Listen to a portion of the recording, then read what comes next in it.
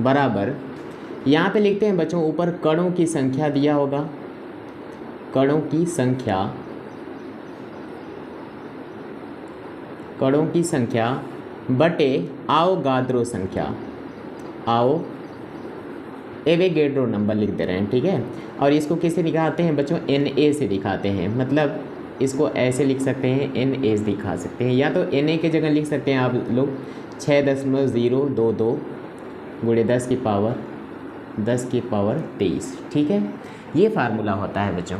तो मोलों की संख्या को अगर n से दिखाएं, ठीक है, कणों की संख्या को बच्चों अगर n से दिखाएं, एवोगैड्रो नंबर को Na से दिखाएं, तो फार्मूला ये बन के आता है आप लोगों को मोलों की संख्या निकालने का। तो मोलों की संख्या n बराबर होगा capital N divided by Na। Capital N क्या है बच्चों, ये कणों की संख्या है।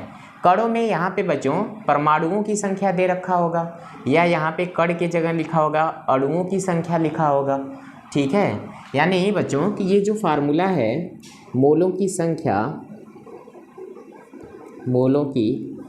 संख्या बराबर, इस कण के जगह ऐसे लिख देगा बच्चों अणुओं की संख्या,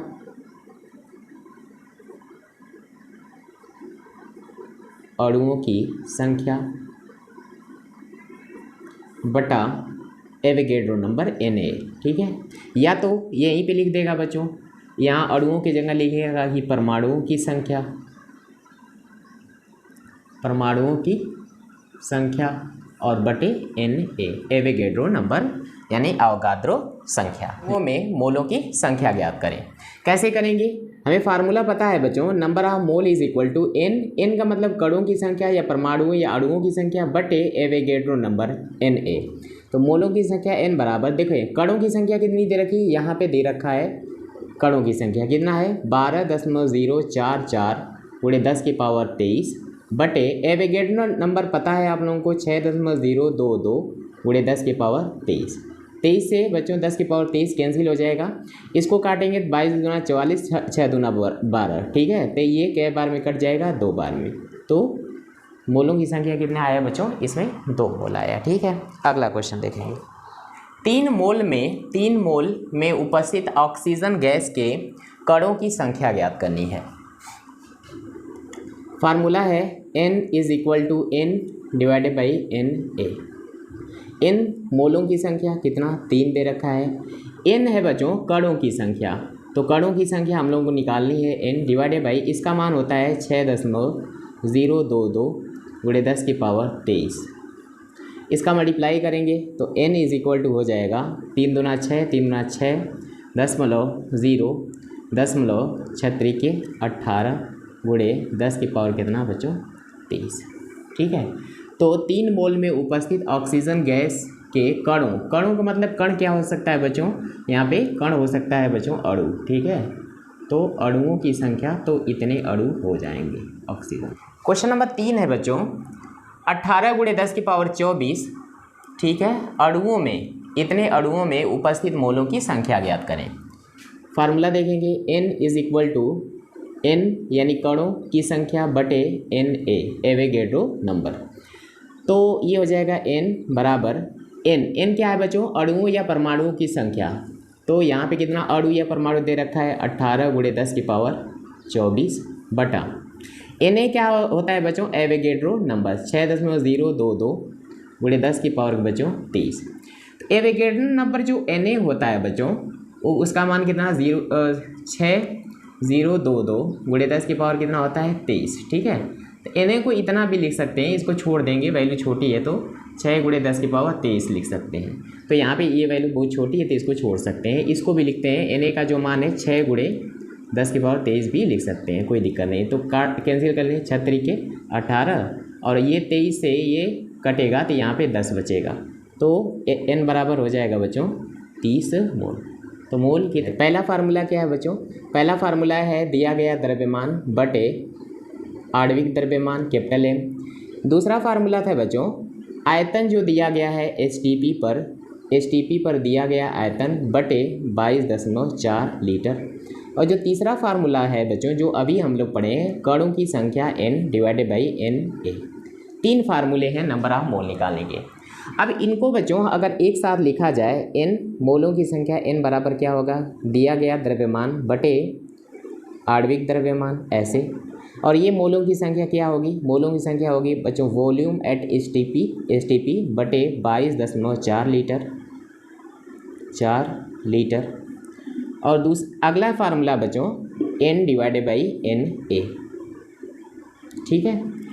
अब एक चीज़ समझिए बच्चों कि अगर कहीं a बराबर b बराबर c लिखा है, बराबर c लिखा है, तो इसको ऐसे लिख सकते हैं बच्चों कि a बराबर b होगा, यहाँ पे रिजल्ट निकलेगा कि a बराबर भी b होगा। इसी तरह लिख सकते हैं बच्चों कि b बराबर c होगा, ऐसे लिख सकते हैं। और इस तरह से लिख सकते हैं बच्चों कि a बराबर क्या होगा, c भी होगा। तो ये 3 रिजल्ट ऐसे निकाल लेते हैं हम लोग। अगर तीनों चीज़ें अगर आपस में बराबर रखी हैं तो a बराबर भी b होगा, इसी तरह a बराबर भी c होगा, इसी तरह b बराबर भी c होगा, ठीक है। तो ये नंबर ऑफ मोल निकालने के तीनों जो फार्मूले हैं बच्चों, उनको ऐसे कंपेयर करके लिख सकते हैं, तुलना करके, मतलब कि ये वैल्यू इस वैल्यू के बराबर होगी, तो इसको लिखेंगे m divided by capital M बराबर लिख सकते हैं v डिवाइडेड बाई 22.4 लीटर। तो इसका हम लोग यूज़ करेंगे अभी क्वेश्चंस में, ठीक है। इसी तरह ये भी, इसको भी कंपेयर कर सकते हैं क्या, वॉल्यूम डिवाइडेड बाई 22.4 लीटर बराबर लिख सकते हैं बच्चों n divided by N A. तो इसको ऐसे लिख सकते हैं, या तो बच्चों इसको कंपेयर कर सकते हैं, इसको इसके साथ कंपेयर कर सकते हैं। तो ये हो जाएगा दिया गया द्रव्यमान बटे मोलर द्रव्यमान बराबर हो जाएगा n divided by N A. तो इस कंपैरिजन से बच्चों कुछ चीज़ें, कुछ क्वेश्चन ना जल्दी से लग जाते हैं, ठीक है। तो हम अभी 2-3 क्वेश्चन आप लोगों को दिखाते हैं, तो इसको आप लोग नोट कर लेंगे अभी।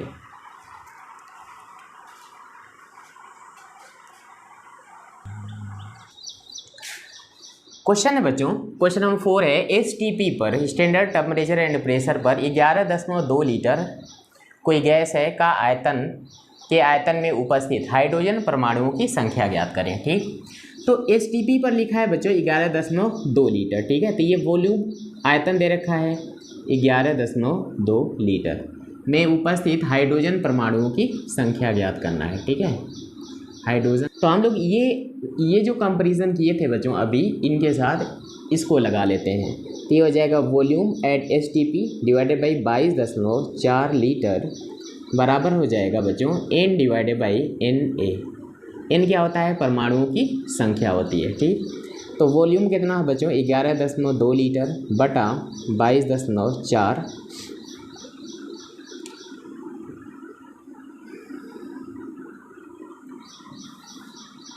22.4 लीटर बराबर हो जाएगा बच्चों n divided by N A.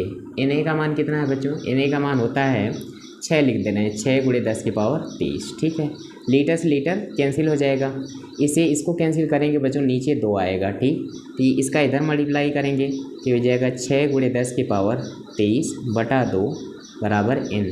तो n का मान कितना आ जाएगा, n का मान आ जाएगा 3 × 10⁻23 और परमाणु इसको लिखेंगे बच्चों इतने परमाणु, ठीक है, इस तरह से लिखेंगे। अगला क्वेश्चन देखते हैं। तो n divided by N A, इसमें अणुओं की संख्या है, द्रव्यमान दे रखा है तो द्रव्यमान बटे लिख लेंगे बच्चों मोलर मास, ठीक है। तो कार्बन डाइऑक्साइड के कितना हो बच्चों 12 प्लस 2 गुणे कितना हो जाएगा 16, 2 × 32 और 12 44 हो जाएगा।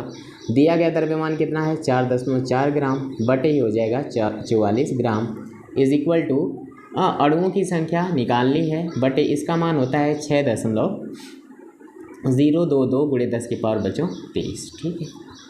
अब ये कैंसिल हो जाएगा, इसको कैंसिल करेंगे बच्चों तो यहाँ पे 10 आ जाएगा, ठीक है। इसका इधर मल्टीप्लाई करें तो 6.022 × 10⁻23 बटा 10 बराबर हो जाएगा n। तो n का मान जो है बच्चों वो कितना आएगा, 10 का डिवाइड करें, यहाँ पे इधर डिवाइड कर देंगे तो ये पावर 1 है, ऊपर जाके घट जाएगी। तो 6.022 × 10 की पावर कितना आएगा 22 × 10 की पावर कितना हो जाएगा 22, और क्या है बच्चों इतने अणु हो जाएंगे, ठीक है, इतने अणु हो जाएंगे। ये क्वेश्चन